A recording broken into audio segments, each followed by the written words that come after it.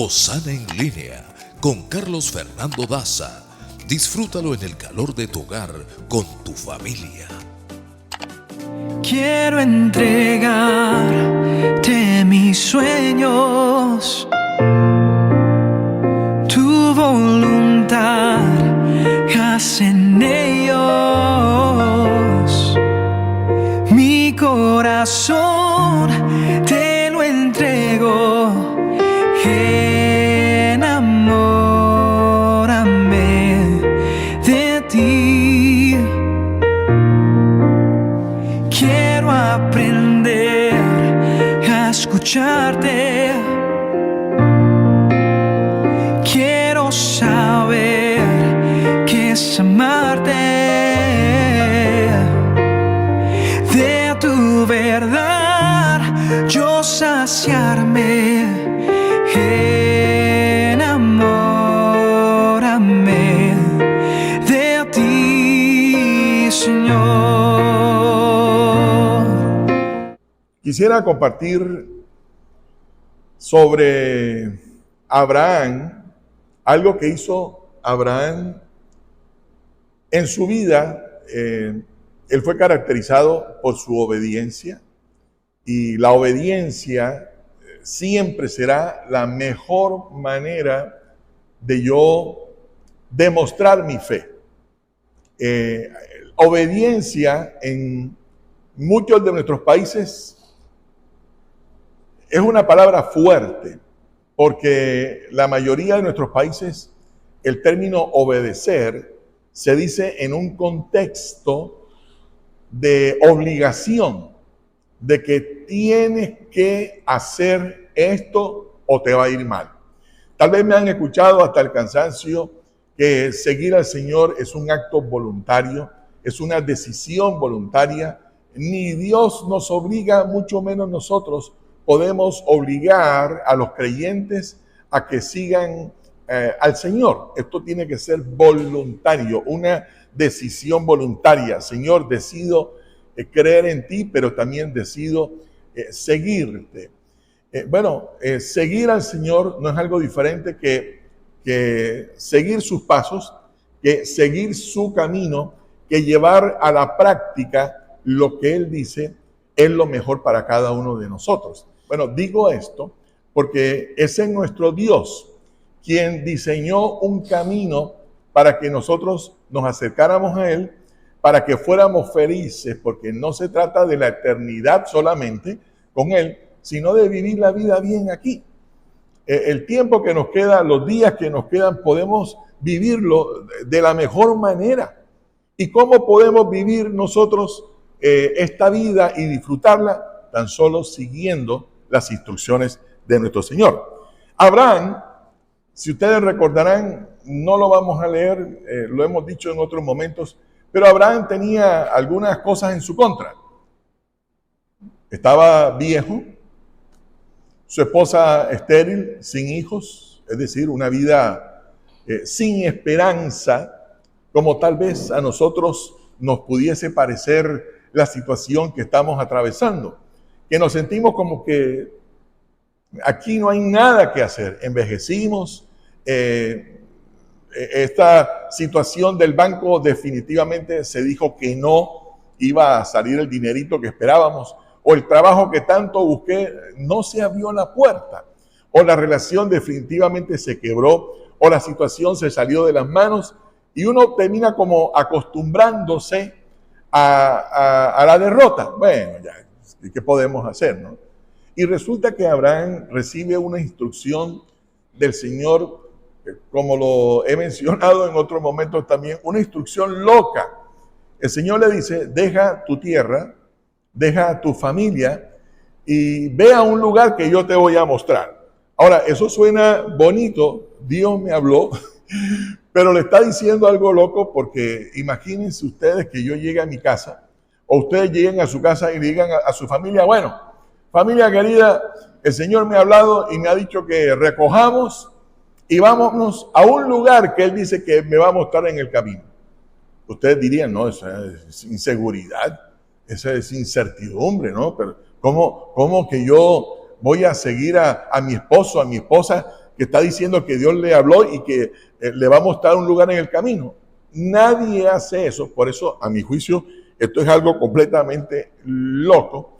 Pero noten que es Dios el que le está dando una instrucción para finalmente hacer que el anhelo de Abraham se haga realidad, tener finalmente una familia.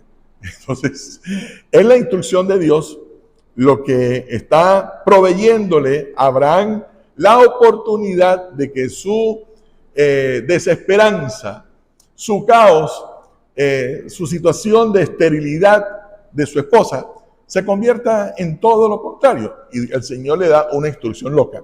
Ahora, no he dado un siguiente paso para el siguiente punto, pensando que todas las instrucciones de Dios son locas. Si usted no se ha dado cuenta, pues se va a dar cuenta.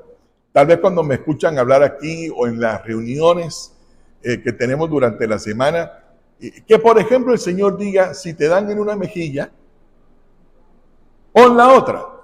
Porque uno dice, no, como a mí me digan algo, yo me defiendo porque yo, tú sabes, yo no me voy a quedar callado, no, a mí manso pero no menso. Y entonces tenemos la misma actitud que tiene todo el mundo que no conoce al Señor. Poner la otra mejilla es un acto completamente loco. Orar y creer que el Señor nos va a bendecir es un acto de locura. Yo recuerdo que en algunos momentos me dijeron, sí, sigue orando, ya te va a llegar el mercado ahí a la puerta de la casa. Sigue orando. Obviamente oramos y en el nombre del Señor tocamos puertas, pero me lo estaban diciendo desacreditando un acto loco como de confiarle a Dios nuestras necesidades. Claro, yo me sentía mal porque había aprendido y entendido lo importante que es colocar todos mis anhelos en manos del Señor.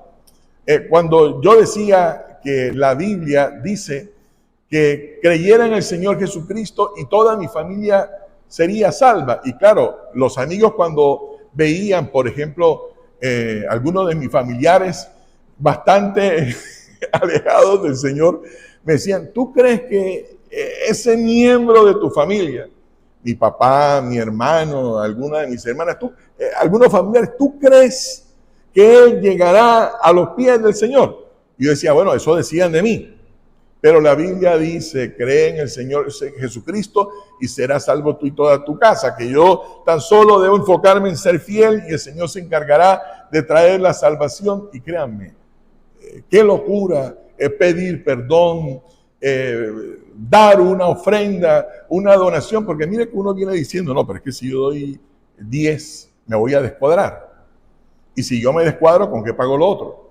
Y si yo no, y no sé, creo que tal vez era con Mauri que hablábamos en estos días que es fácil dar 1 de 10, dar 10 de 100, pero dar 5,000 de 50,000, ya uno dice, bueno, tampoco, uno no tiene que ser tan fanático.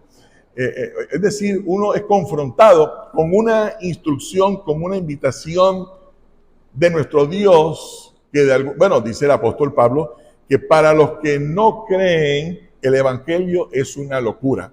¿Y a cuántos de nosotros tal vez no nos habrán dicho que nos están lavando el cerebro y que los que leen la Biblia se van a volver locos? Pues tienen razón, nos vamos a enloquecer. ¿Por qué? Porque si tú cambias el licor por leche, te van a decir loco.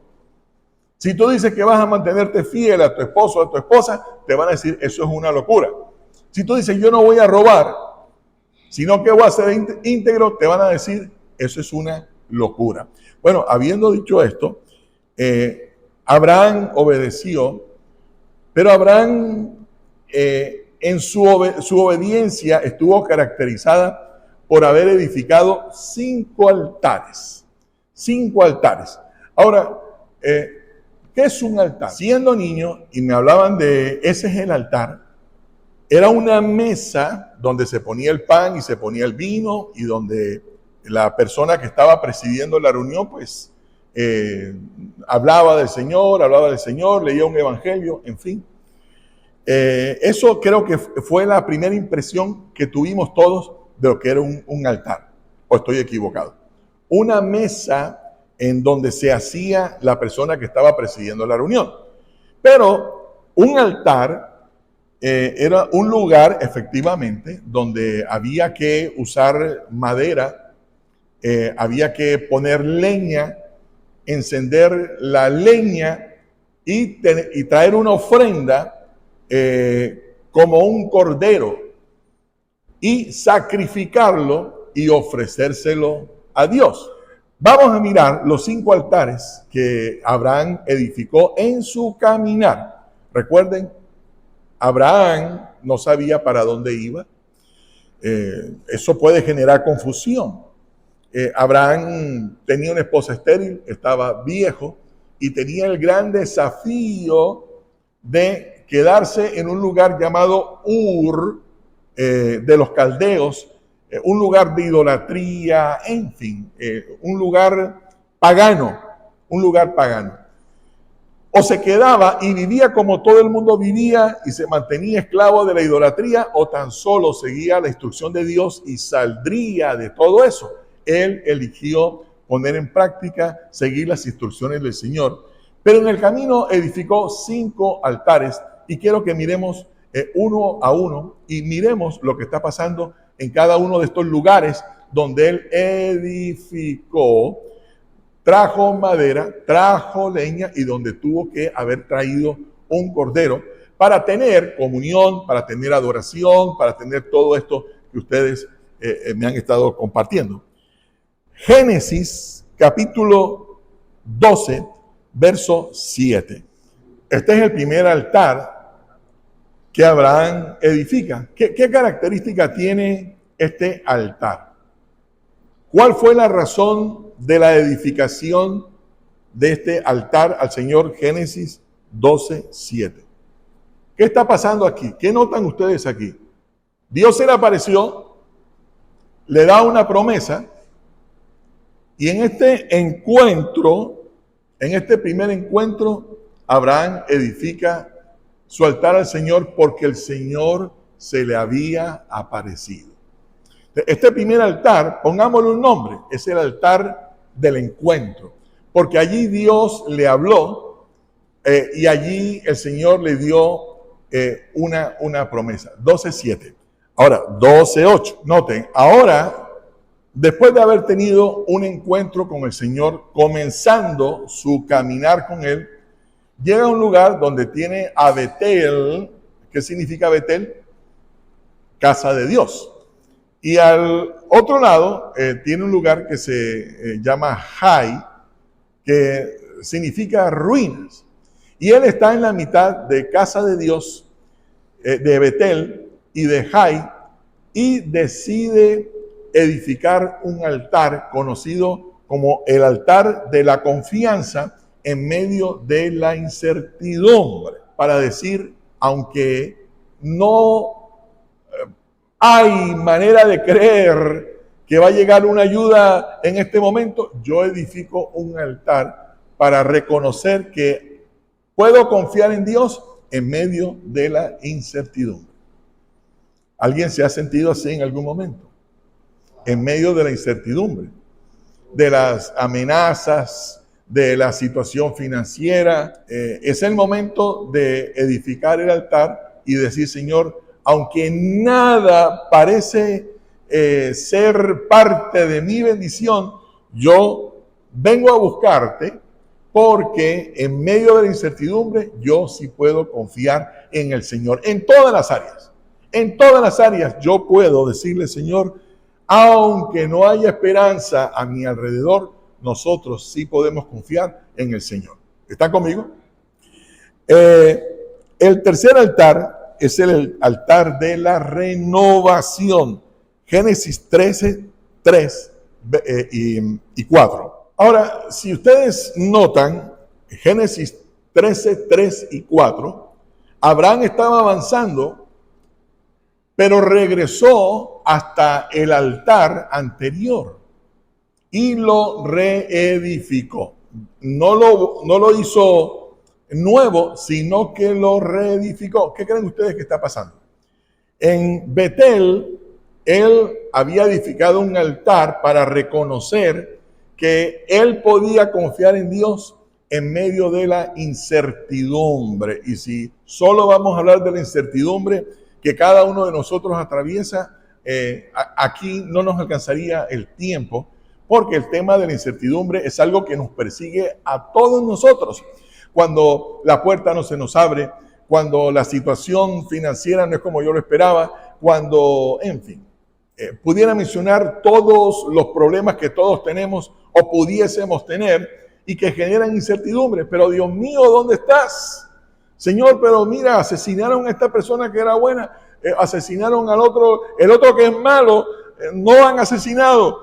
Y ahora dicen que Rusia va a lanzar un misil y ahora están diciendo y la policía anuncia. Eso genera incertidumbre.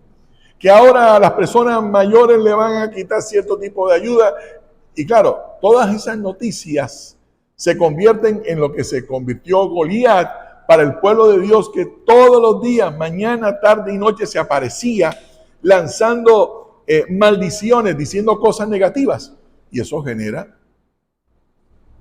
incertidumbre. Edifica un altar de adoración porque con Dios se había encontrado. Cada vez que ustedes saquen tiempo para buscar al Señor, con el Señor se van a encontrar. Cada vez que lean su palabra es la promesa más segura y que tiene la garantía del cielo que se va a cumplir en nosotros. Cuando llegó al valle de la incertidumbre, decidió declarar, aunque esto está mal, Señor, yo en ti voy a seguir confiando en lo que me has dicho. Y resulta que ahora lo que hace es regresarse al lugar donde él hizo donde edificó este altar, donde hace una renovación. ¿Una renovación de qué? De su confianza en Dios en medio de la incertidumbre. ¿Qué mayor? ¿Cómo me encanta decirlo? Anoche en la transmisión hablaba un poco de esto, ¿verdad? Qué bueno que nosotros volviéramos al lugar, al momento que nos ha generado a nosotros algún tipo de inspiración, algún tipo de fe. Que nosotros dijéramos, Señor, en cada reunión tú nos hablas. No veo la hora, Señor, de levantarme y pasar tiempo contigo o pasar tiempo contigo durante el día. O el día de nuestro discipulado o el día de nuestra reunión con toda la familia. No veo la hora que llegue ese día, porque son los momentos en los que nosotros somos renovados, inspirados para seguir adelante. Creo, familia querida, firmemente que el enemigo aprovecha estos momentos de incertidumbre para colocarnos pensamientos de derrota, de que no vamos a seguir adelante, de que estamos fracasados, de que no soñemos más. Y bueno, sería la tercera vez que lo digo, pero Abraham estaba viejo, sin esperanza de nada, de confiar en nada. Y él tan solo estaba diciendo, Señor, yo voy a seguir tus instrucciones. Yo voy a seguir lo que tú me has dicho. Y bueno, enseguida volvemos a esto de lo que pasó con la vida de Abraham.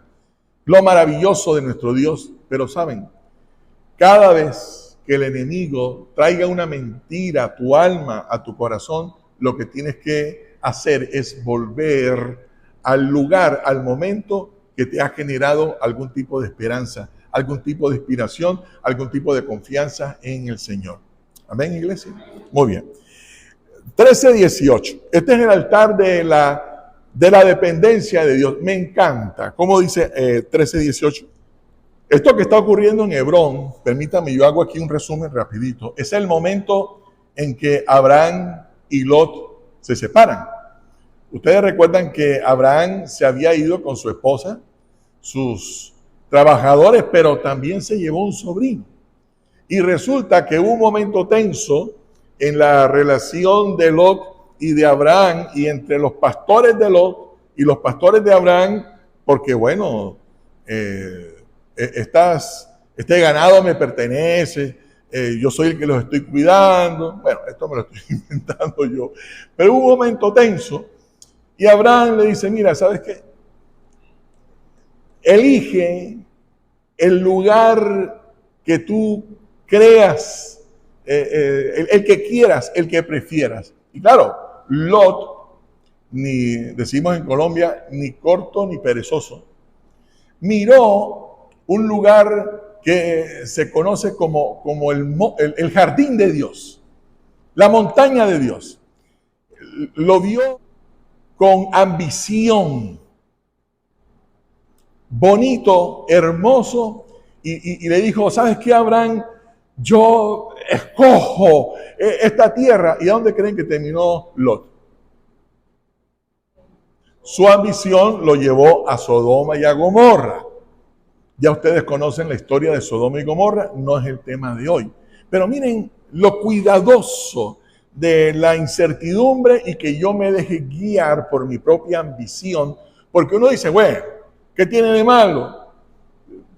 Eso lo hace todo el mundo y Dios sabe, y yo elijo esa dirección y puedo terminar esclavo, o puedo terminar como lamentablemente terminó Lot, que si no es por Abraham que va y lo rescata, Lot hubiera muerto también allí en Sodoma y en Gomorra. Y Abraham sencillamente edifica un altar y entra en comunión con Dios. Este se conoce como el altar de la dependencia. ¿Por qué razón creen ustedes que es el altar de la dependencia? Aquí lo que está haciendo Abraham es aceptar la voluntad de Dios. Él, por no mantener la atención, le dijo, ¿sabes qué, Lot? Elige lo que quieras.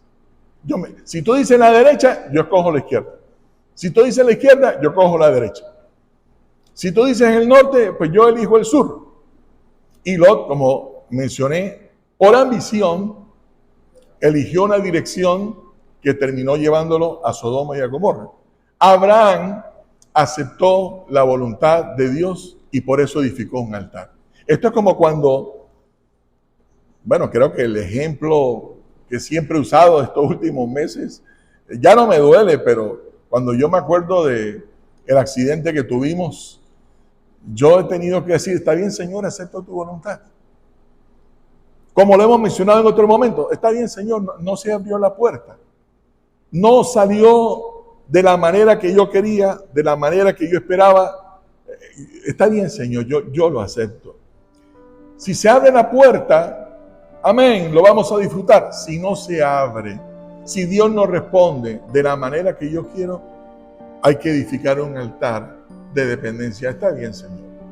Yo hubiese querido que saliera de esta manera, pero tú sabes que es mejor. Que tu presencia me inunde, haz de mí un hombre nuevo, cámbiame.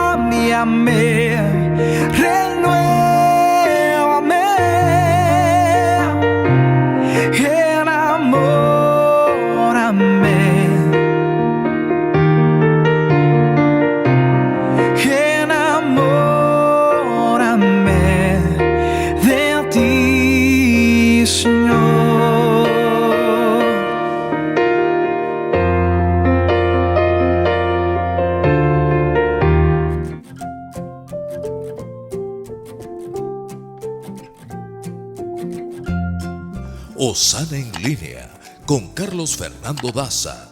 Disfrútalo en el calor de tu hogar con tu familia.